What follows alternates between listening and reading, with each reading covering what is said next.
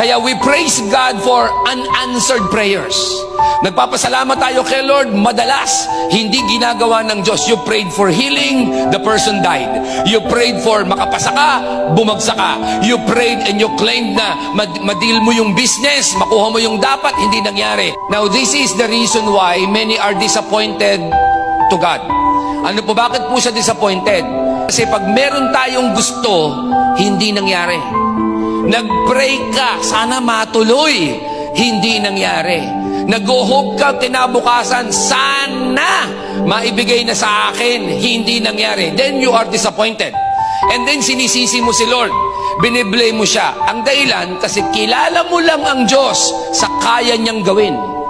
Pero pagkakilala mo talaga ang Diyos, dapat kilala mo rin ang Diyos sa hindi niya gagawin. At eto pa, mahal ko ang Diyos at mahal mo ang Diyos sa kaya niyang gawin.